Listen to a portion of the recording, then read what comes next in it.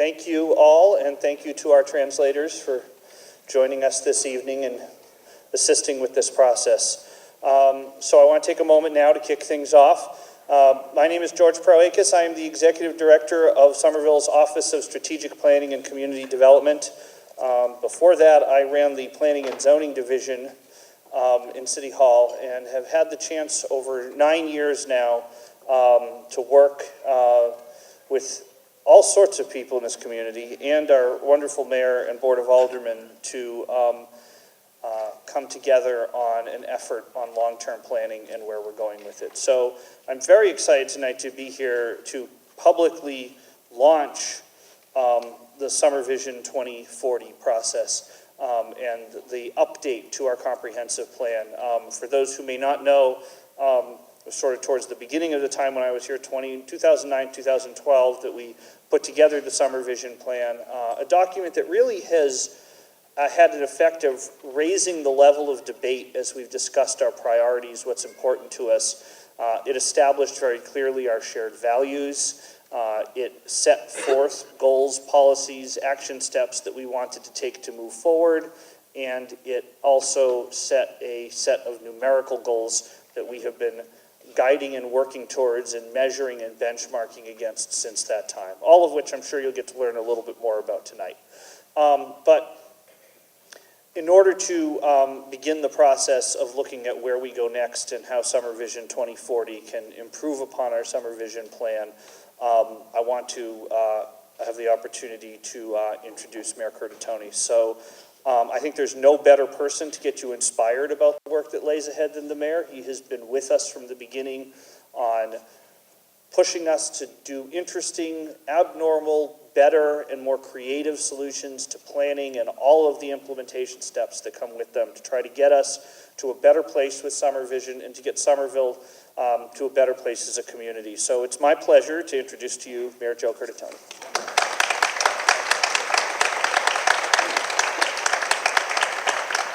Thanks, George. Thanks, Melissa.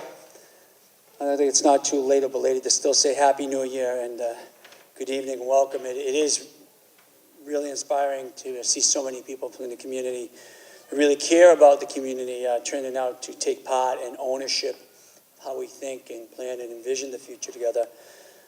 We certainly know that many of you have many places you could be, and I venture to say the room would be even more full if we had some better wayfinding in the small parking lot. But testimony that we need to get out of our cars and find the ways to provide better transportation, more expanded biking and walking opportunities for the community. So I want to thank you for getting here tonight. It's good to see some kids here, help envision where we will be as a community as we act today with that eye, a singular eye on tomorrow. I know a lot of you in this room, and I know many of you are actually here for the creation of SomerVision. I want to thank you for that important work. And a little context from my own personal perspective. We really were spurred in our curiosity, our passion for curiosity was leveraged and peaked, and about really, again, acting today with that eye on tomorrow, investing, envisioning that city in the future and how we all participate in that planning by the work of activists. SomerVision was tossed around as a term. There was a lot of, there were activist workshops and charrettes we did, and then the Mystic View Task Force and their work to advocate.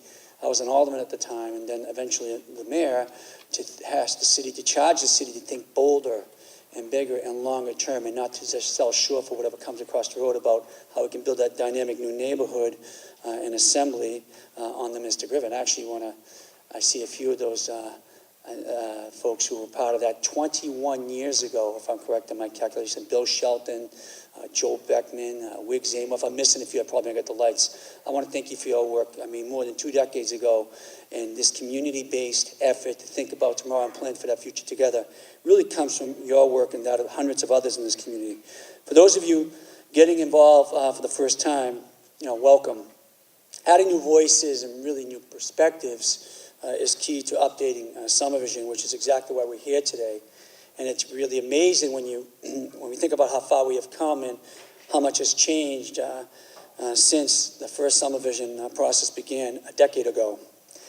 So we started that process, if you can imagine still, in the midst of the Great Recession, really at the height of it, 08 to 10, in a time when to say progress was slower in Somerville, it was pretty flat. It really had mirrored the previous 2 decades. And growth was, the potential of growth was certainly it was at risk at the time for the region and our community. The goals and priorities that we outlined as a community in SomerVision were ambitious. They were bold, but they have inspired a lot of creative thinking and hard work and served as a compass as we make decisions. We look at the orient and values of trying to create an exceptional community that is that is a great place to live, work, play, raise a family for everyone, no matter who you are, and really particular goals are guided by those values, part of our DNA that is absorbed in there, and to think about, as we think about the progress we want to make, and really that's leading to real progress. Since then, nearly 2,000 new housing units, including just under 400 affordable units, have been built. Now, this is not to say that's enough, given the emergency, not crisis, emergency we're facing as a region, but it's tangible progress we've made. And just under 7,000 new jobs have come into Somerville. At the time we started this conversation a decade ago, I remember a chart we used to roll out, I believe, from early 90s until about 2009, 2010, the amount of job growth in Somerville was pretty much flat. Even though during the Great Recession, our unemployment rate was under 4%. It was at 3.7. The problem we noticed then, and still sparks us today, is 85% of the people who were working, who had a job, were leaving Somerville every day. And they were on Broadway and Highland Ave and Somerville, getting out of the city. And this, I know, Wig, this was a figure you would put out there all the time, and it was real, and it was a type of data that drove your disequilibrium, like, wow, this isn't going to work or be sustainable, which certainly led to our goal to create net new 30,000 jobs in Somerville. So just under 7,000 have been created, and more than 3 million square feet of development has occurred in Assembly Square. And we've carved out 17 acres of open space in the most densely populated city in New England, which I think you know we have very little available land. We fought for the Mystic View Task Force and advocates and activists in the community. We fought together with government to demand, and we got the first new T-station in almost 30 years built in the Commonwealth at Assembly. That was a great accomplishment, but that's also offensive. That's the only T-station we can build with the lines coming right through the district. That was an incredible accomplishment. Without that, the growth we've seen there, which really represents the majority of new growth for the city, new commercial revenue, would not have occurred to that level, to that density. And really, that's just a little bit of what we've accomplished as a community together, really driven by the values we've outlined here and being oriented by those values. So, of course, while all this was happening, the rest of the world didn't stand still, and now as we all know, we're faced with new challenges and opportunities. Over the past decade, the economy has recovered from the recession, but not everybody is benefiting. An important context for today, the question to ask ourselves, who gets to participate in that economy, and who is everyone who envisioned the city of the future 10 years ago? Are they still here? Do they have an authentic chance to be here and participate in that? And those new challenges, again, we have a regional housing crisis that has left many struggling to afford to rent or buy a home here or across the metro Boston region. And about maybe 5 years ago, the MAPC housing report stated we needed 430,000 new units of housing in the metro Boston area alone just to remain competitive, and I'd submit that number's probably gone up. Mounting concerns about climate change has sparked interest in shifting trips away from cars and adding more green space in our city. And we know our original goals around shifting all new trips by 50% to more bike and walk and public transportation that is reliable. How does that number fit today and the reality we face today? And we have new residents, ideas, and perspectives now today to consider. Just think if you were a high school student when SomerVision 2030 was written, you're now in your mid to late 20s. Certainly your goals and priorities would have changed as you accomplished previous goals. You continued to learn and adapted to the changing world around you. So similarly, as we gather here tonight, our vision for Somerville should be regularly updated to reflect the changes in our world, new ideas, the best practice, which is why a requirement for the regular updates was built into the plan. And you are here to participate in the first of those gatherings. And it's important. We have to judge we have to value and measure what we've accomplished, really in the context of what we're facing today. So while our community's core values that orient us haven't changed, through the SomerVision 2040 process, we might identify newer, better ways to support them, given the realities that we face. And that's why it's so important that everyone is here tonight, and we continue to empower the community, engage them in future meetings moving ahead. We need as many voices as possible, and really to create a plan that is bold, visionary, powerful, abnormal, as we like to say, and also one that is actionable. But before I step aside, I do want to charge or ask 3 favors of you here tonight, and as we move forward. One, George alluded to this, and I just did this. We want you to be daring and creative with your suggestions and feedback. Sometimes, I may contradict what I just said on actionable. Don't start from the point, well, what can we do? I think it really is, what should we do? I've always prided myself as being part of this community of the bold ideas that come out of it, and really people look to Somerville. And it's never, we've gone away from, well, we can't do that because we're Somerville. Well, that's not realistic. We're 4.1 square miles. Well, we've done a lot of things just in the last decade, but over this 20 years that people never imagined we could accomplish, or laughed at us and thought that's not possible. We know that shift in how, for instance, how people get around, tackling the housing crisis and carving out green space in a small city are all tough problems or challenges that will need inventive and out-of-the-box solutions. But that doesn't mean they're impossible. While we won't be able to implement every idea we hear during the SomerVision 2040 process, we still want to hear them. I mean, we need to be probative. We need to challenge each other on those ideas. We need to push sideways on them, so no idea gets left behind, no good idea. And you never know where the best solution is going to come from. I've learned that, if anything, in 20 plus years in public office. Secondly, throughout this process, I hope you will keep an open mind. Listen to each other, listen to neighbors, have empathy. I think leadership from all of us, everyone being here tonight, I say everyone's a leader in this community, and being a good leader for all of us is being a good listener and having empathy for the people who may not agree with our position. Let's go to where they're at and understand from their perspective. And think compassionately about the needs of others. And finally, I'd like to ask you to spread the word about SomerVision 2040. This is a great turnout, over 100 people, but there are hundreds more who would love to participate. And if we're not doing our job to reach certain populations who may not be able to make these meetings, we're going to go the extra mile. The more we empower people, the more people involved, the richer our ideas and solutions will be. Tell your neighbors, your friends, and family why this process is important to you and to all of us, and encourage them to get involved as well. We know that everyone is not, again, able or willing to come to a meeting or share their ideas in a group setting. So again, the staff is putting together and crafting a variety of ways to give input and to engage the broader community. And keep checking back at SomerVision2040.com for opportunities to contribute. So I'm going to end right there. Once again, want to thank you for coming out tonight. Thankful for participating and wanting to own the work, because this is work that we must all do collectively together. Thanks for coming out tonight. Appreciate it.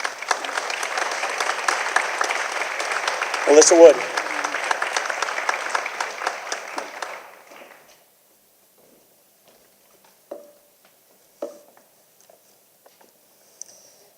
Hello, everyone. My name is Melissa Woods, and I'm a senior planner in the Mayor's Office of Strategic Planning and Community Development. I've been working on SomerVision 2040 for the last few months, so I'm excited to say that we're finally here and at our first public launch meeting. We have 3 agenda items for you this evening. The first is what's a comprehensive plan update. We want to make sure we're on the same page about what a comprehensive plan is, let alone what an update is part of. We have a group activity focused on our SomerVision values.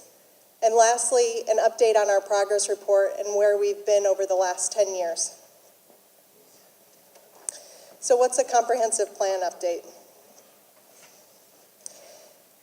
To update a comprehensive plan, you have to have an adopted comprehensive plan. And so I should probably start there. A comprehensive plan is a guiding document that sets a community vision.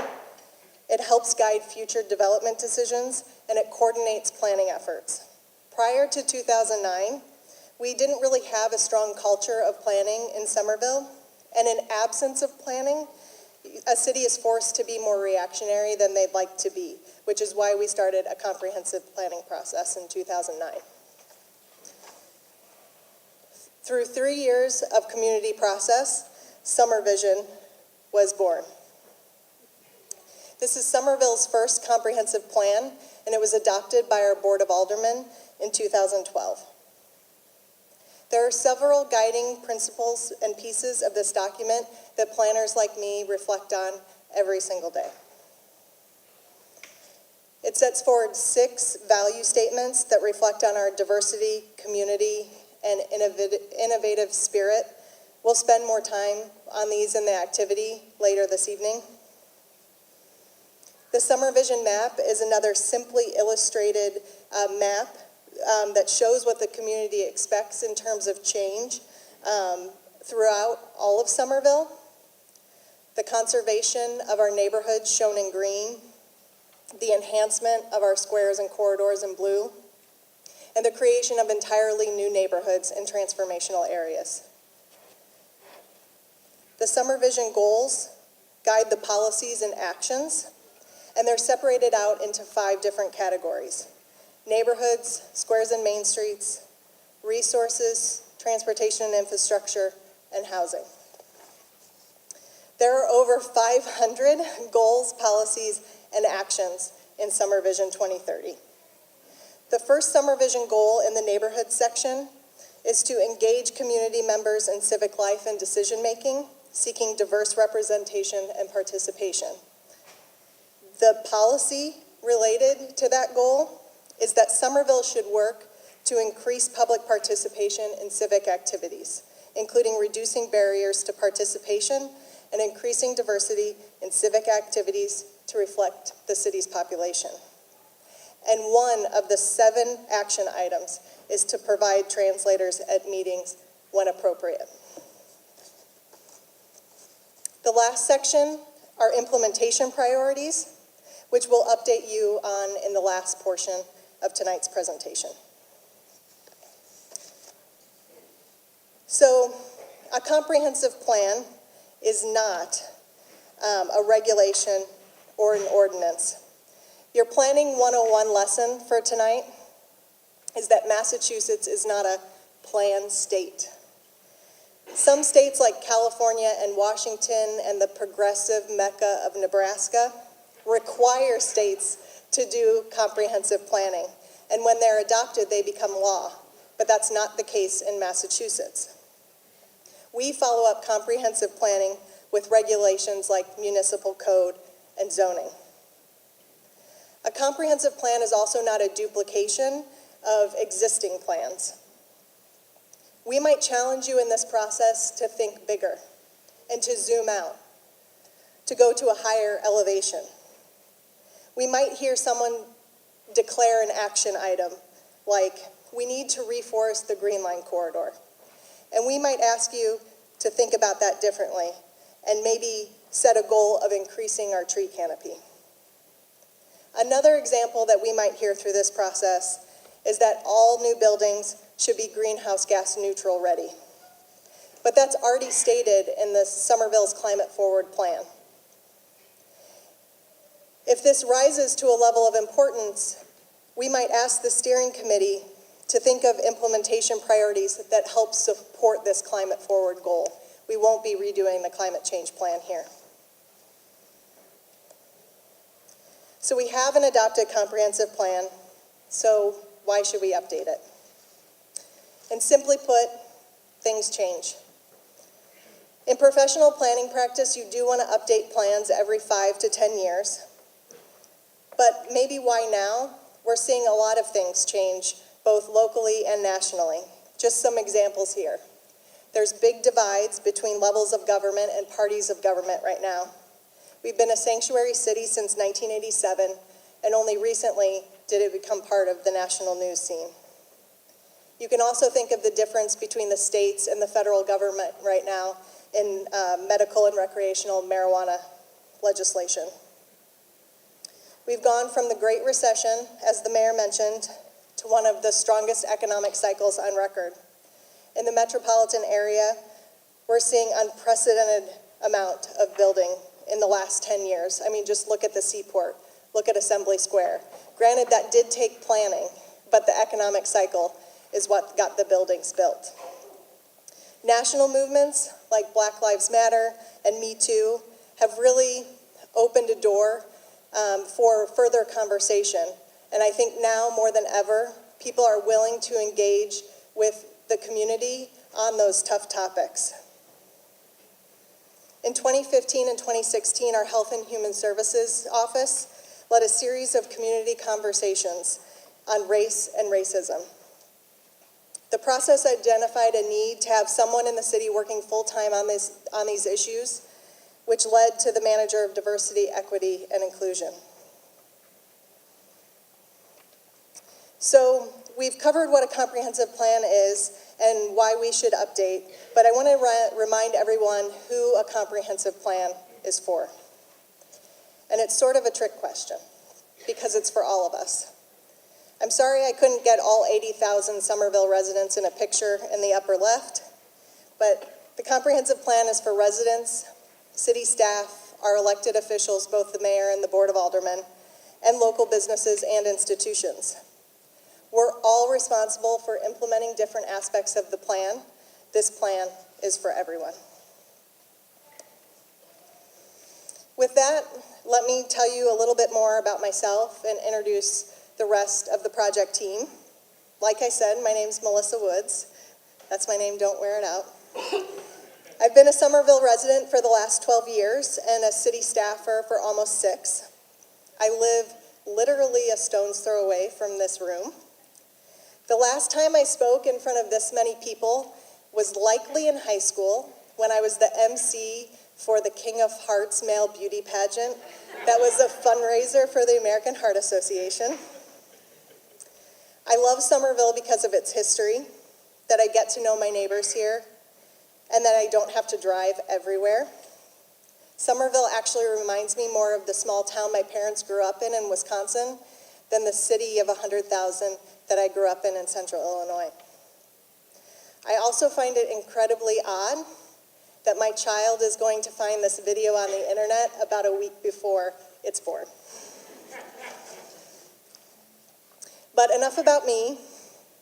There are other members of the project team that have really got us to where we are this evening, and that's Lauren Drago, Courtney Desir, and Victor Nascimento.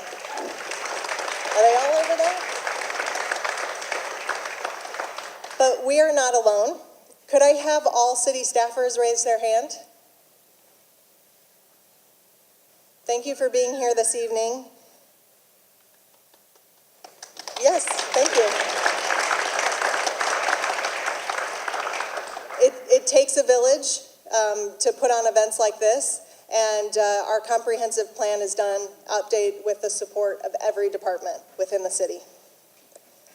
So now that I've overshared about myself, my question is, where do you fit in? At this time, could you please introduce yourself, take a minute or two to introduce yourself to a few people sitting around you.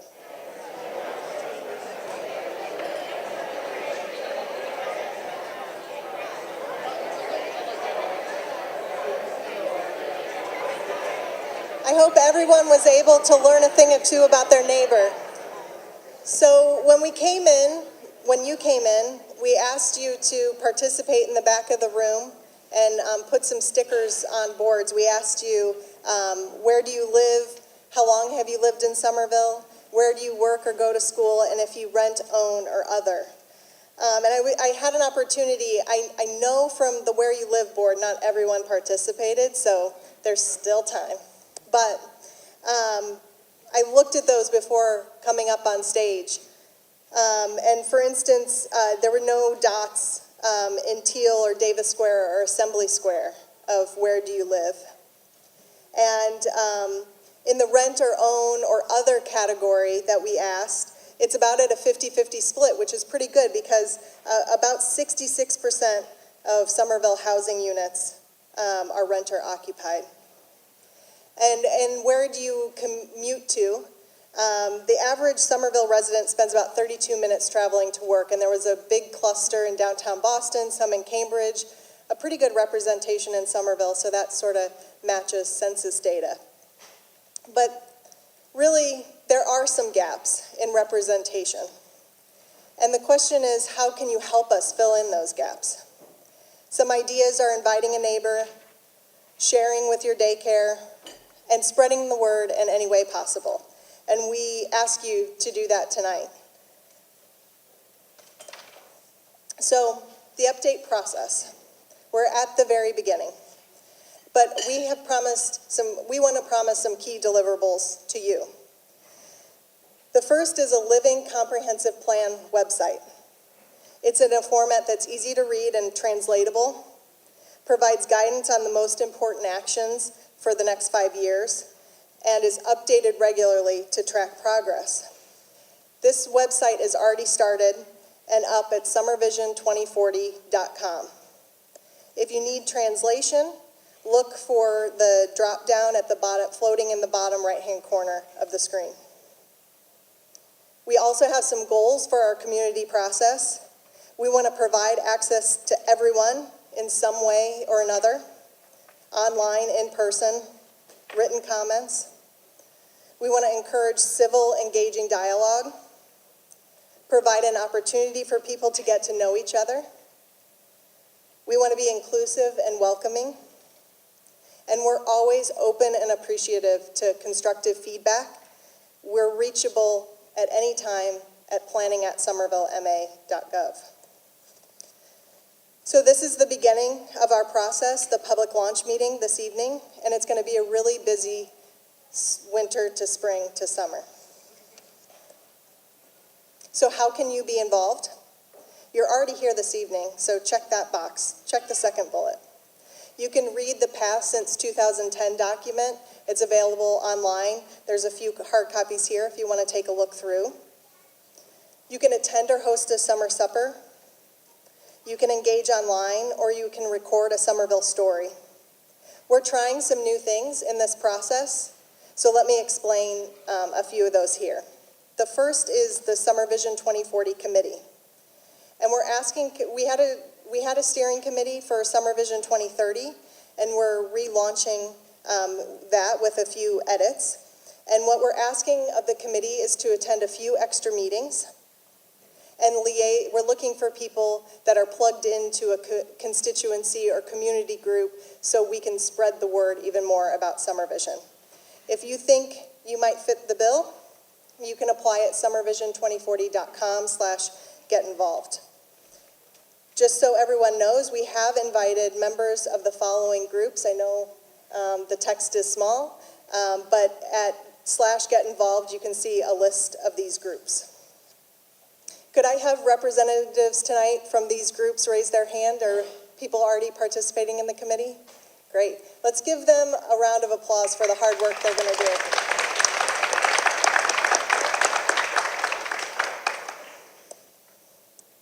You can host or attend a summer supper, which is my favorite because it includes food, most likely. But this is an informal gathering and a chance to have a guided SomerVision conversation in a small group meeting. So if you're not one that likes to punish themselves talking in front of 100 people, this might be the platform for you.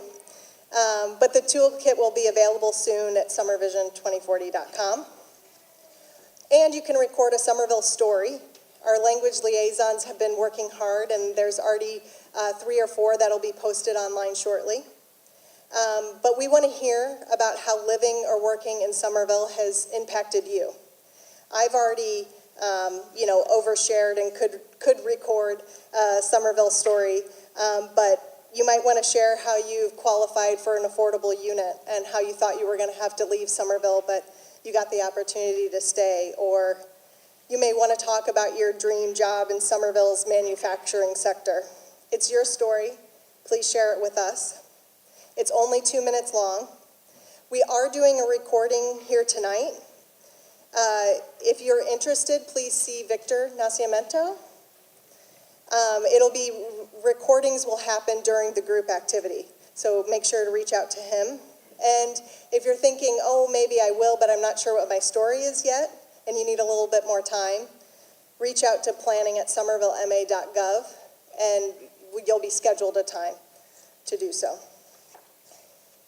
So with that, You've heard me talk enough so far. We'll start our group activity. As I mentioned before, SomerVision has 6 value statements, and we'll have the opportunity to reflect on each one this evening. We have people passing around large sheets of paper, and I kind of like the groups that are already formed, and I'll ask the people at the back of the room if they could join a table. Anywhere from about 6 to there's 8 or 10 at a table. That's a good group to work with. You'll have 5 minutes each to reflect on each value of SomerVision. I'll be keeping time. And then at the end, we'll have an open 5 minutes to talk about any values to add. So the questions we're asking you to answer is first, does this value need to be edited in any way? And that's a direct edit at the top of the paper. We're asking, what are we doing well as a community related to this value? And we're asking, what could we be doing better in relation to this value? So with that, we'll take a few minutes just to get everything passed out. Stay in your seats, and we'll start the first 5-minute round shortly.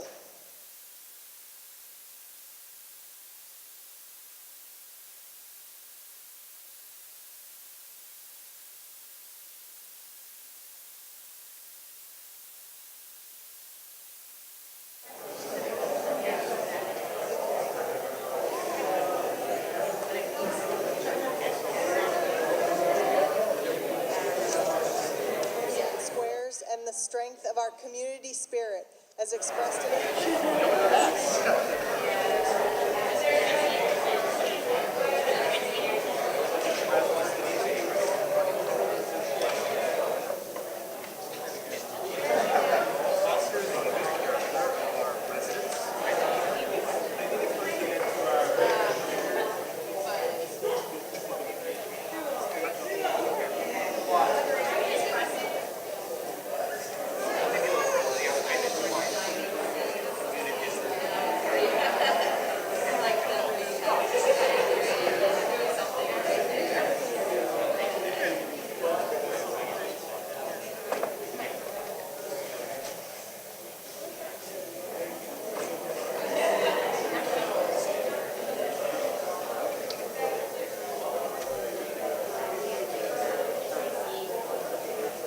Does everybody feel that, can I get like a nod or a yay or nay of 5 minutes? Is that the right amount of time?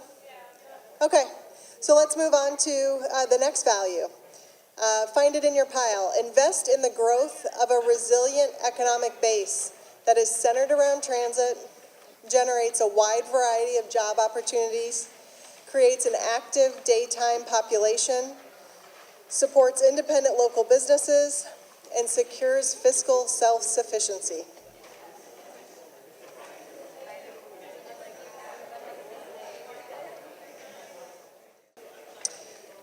And that's to promote a dynamic urban streetscape that embraces public transportation, reduces dependence on the automobile, and is accessible, inviting, and safe for all pedestrians, cyclists, and transit riders.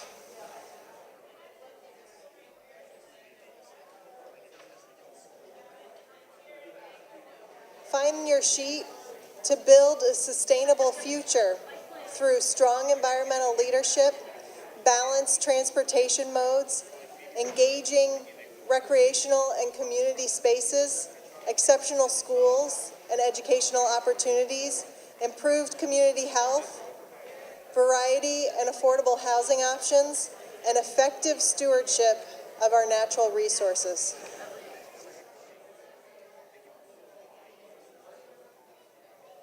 One open call left. So let's move on to the next one. A SomerVision value is that we're going to commit to continued innovation and affirm our responsibility to current and future generations in all endeavors: business, technology, education, arts, and government.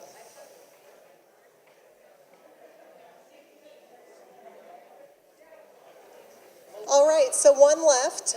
You might find this the easiest or the hardest one. We'll spend 5 minutes on it. If you feel like you need more time, flag me down, let me know. But what's missing?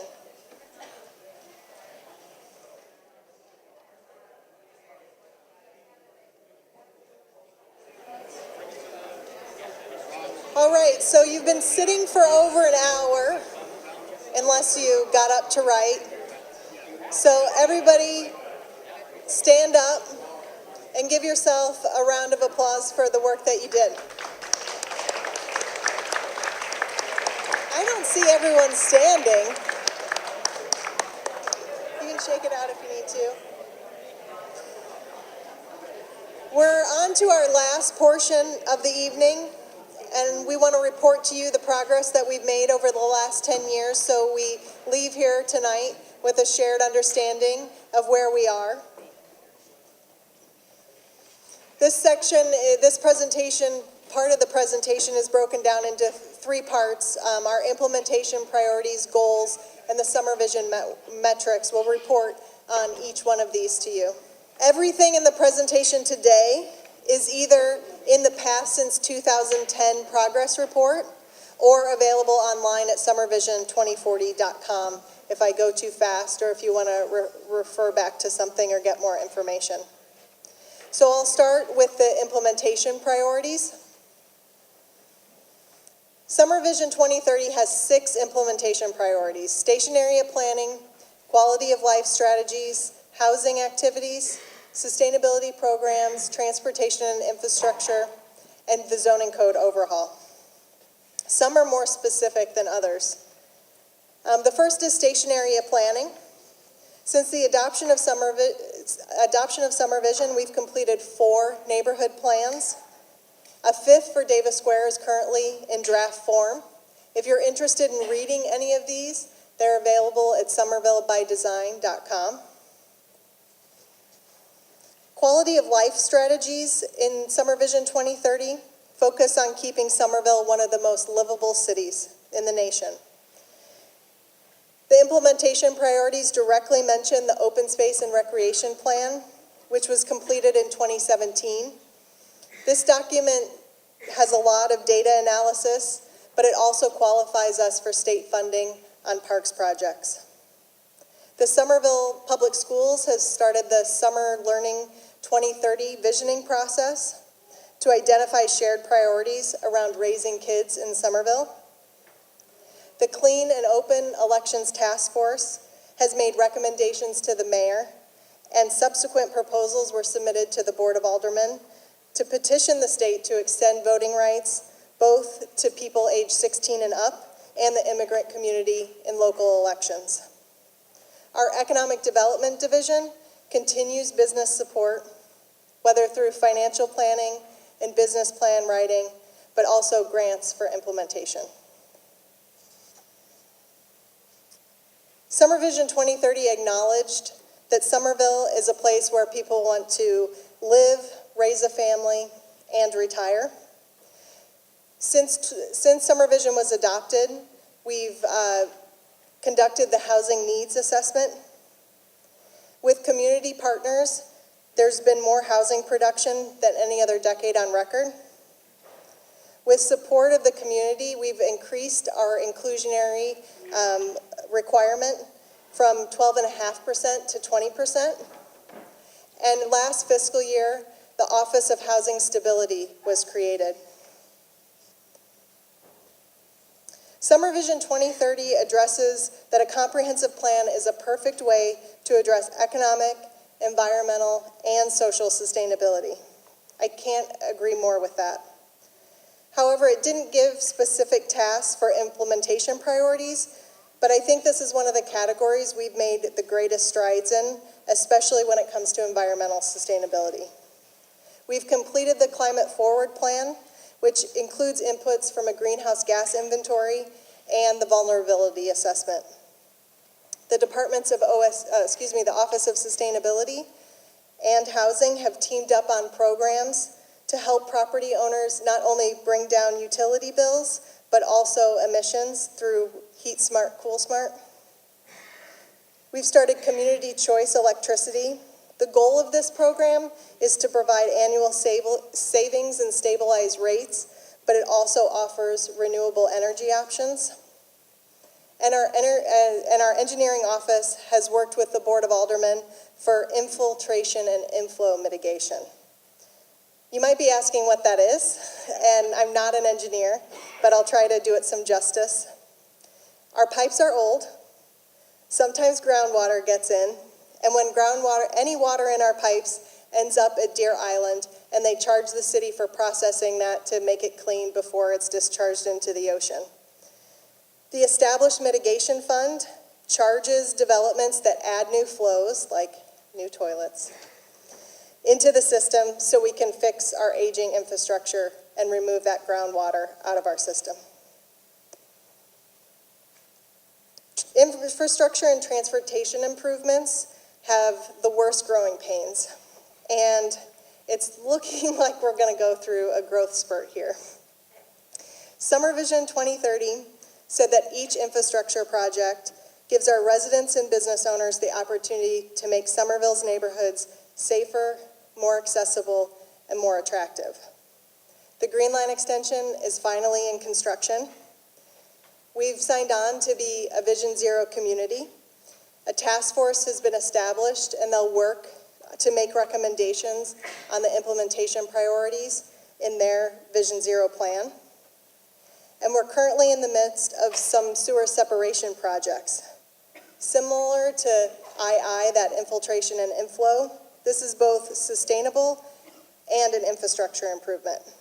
Union Square is under construction, and although it looks like a neighborhood level project, that there will be a new streetscape from Union Square down to McGrath Highway, it actually benefits a much wider population. To put it into perspective, 1 out of every 2 raindrops that falls in Somerville flows through Union Square in that system. So think of what's uphill from that, and that will benefit from that sewer separation project. Not all transportation and infrastructure projects are expensive. Our Neighborways projects, with the help of Mark Chase, are taking residential streets that are designed for low volumes and making them accessible for children to play and prioritizing pedestrians and cyclists. The last implementation priority is the zoning overhaul, and one that the administration has been working on for quite some time. The first submittal was made in 2015, and it's now on its 3rd submittal. You may notice an absence from the Board of Aldermen here tonight, but they have a very good excuse, and that's because the Land Use Committee of the Whole, which means the entire board, is meeting on the zoning overhaul this evening. So next is SomerVision's goals, and you may remember that Somerville has over 500 goals, policies, and actions, so I'll just start with the first one. Just joking. For brevity, we've only included some of our biggest initiatives in the the Past Since 2010 report in the Progressing Towards Our Vision section. The rest are available online at SomerVision2040.com. And last are the SomerVision metrics. And these are likely the most cited elements of SomerVision. The 2030 Steering Committee pushed for these metrics as a way to track our progress, and we have done that. The metrics include 30,000 new jobs, 125 new acres of open space, 6,000 new units of housing, of which 1,200 should be permanently affordable, 50% of new trips via walk, bike, or transit, and that 85% of new development should be in transformational areas, those yellow areas on the SomerVision map. This section has been arranged that I'll present our progress and then talk a little bit about the opportunities and challenges related to each one. Since 2010, Somerville's attracted over 7,500 jobs. 4,500 of those are at Partners Healthcare, and we're expecting over 500 in Cambridge Crossing / North Point next year. There are some challenges related to this goal. The first is establishing Somerville neighborhoods as a job center. You can imagine CEOs shopping for real estate are looking for Boston and Cambridge addresses. It takes slightly more convincing for them to consider a Somerville address and that it has enough cachet for their organization. That being said, it's a little bit like dominoes, and once you get the first one, it's easier to get the second.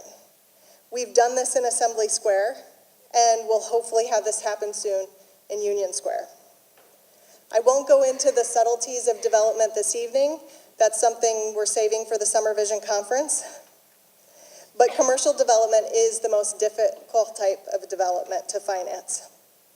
And then lastly, our transformational areas need neighborhood planning followed by zoning implemented, because certainty is what developers are looking for in the commercial market especially. Since 2010, we've created 15 new acres of open space, and it comes in all sorts of shapes and sizes. Baxter Park in Assembly Square and pocket parks like Symphony in East Somerville. We have another 4 acres in construction, including the community path extension and art farm. Our greatest opportunity for the creation of more open space is that we're all in agreement that Somerville needs more. Granted, we will discuss where that open space goes, what amenities should be in that park, but I want everyone to remember that we're on the same page that Somerville needs more open space. However, we have some real challenges in meeting this goal. The first is that an acreage goal is not comprehensive. We need to consider access, quality of space, and the type of space we're creating. If you look at type, for instance, and only focus on acreage, you might miss that there were 3,000 hours of requested field time last year that went unfilled, and that there are over 230 people currently on community garden waiting lists. The other challenge is cost. It takes $6.2 million to develop 1 acre of open space in Somerville. To reach the 125-acre goal, and this is all in today's dollars, that's $500 million. To put this in perspective, that's 4 times the financial commitment that Somerville made for the new high school. Since the adoption of SomerVision, we've created more than 2,000 new units of housing, with the majority of those being in Assembly Square and Grand Junction, which is the neighborhood southeast of Medford and the Grand Junction line. The good news is that there's opportunities and challenges related to this, but that the residential market is proven and strong in Somerville. We do depend on the private market to create housing. The unfortunate news is that affordability of these units is often out of reach for many Somerville residents. Also, the type of units being created does not represent the needs of the diverse population that wants to live here. It seems like the sweet spot is a 2-bedroom, 2-bath unit, but that might exclude a family with 2 kids of different genders, or it might exclude a baby boomer moving back to the city that's just looking for a 1-bedroom. Lastly, similar to commercial development, we need neighborhood planning and implemented zoning to tell the market where we want this housing and what type of housing that we want. 1,200 of these 6,000 units should be deed-restricted affordable housing, and so far we've created 438 new units of affordable housing. This is done through inclusionary zoning, which is our zoning law requiring affordable units in new development, purpose-built units done by community development organizations or nonprofits with a mission to develop affordable housing, and special programs like the 100 Homes Initiative, which has secured 47 new units of affordable housing within our neighborhoods. But overall, over 400 units have been added. SomerVision set out to reduce the number of single occupancy vehicle trips in new developments, with the idea that adding new housing and jobs would not cripple us with traffic and congestion. The goal is that 50% of new trips will be done by walking, biking, or transit. The problem is that we don't have any baseline data for this goal. However, we do have positive indicators. If you look at vehicle registration data, it shows that new households are registering vehicles at lower rates than the citywide average. The good news is that we're getting to a point where mobility management regulations and the proposed zoning overhaul will help us start measuring towards this goal. But we have a big task ahead of us because we're asking for behavioral change, and it's the hardest type of change. Imagine if someone asked you to give up your morning coffee. Would you do it? That's essentially what we're asking. Transitioning to different modes of transportation will also take collaboration with state organizations through projects, whether it's the Green Line extension or state-owned roadways.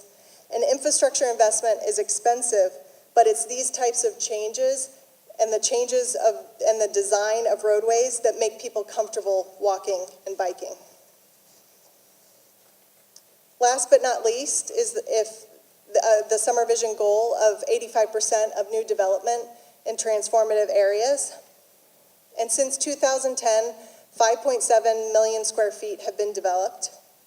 The majority of commercial development has happened in transformational areas, but since the housing demand is so strong, it's more spread out between conserve, enhance, and transform districts. Looking at the blended number of total square feet added, 65% of new development has been in transformational areas. We do have a lot of opportunity in Somerville. People may say that we're built out, but our transformational areas are where we can meet a lot of these goals.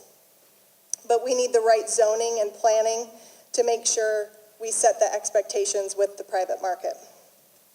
The city, and sometimes us working with the state, need to make strategic investments to make these areas ready for development.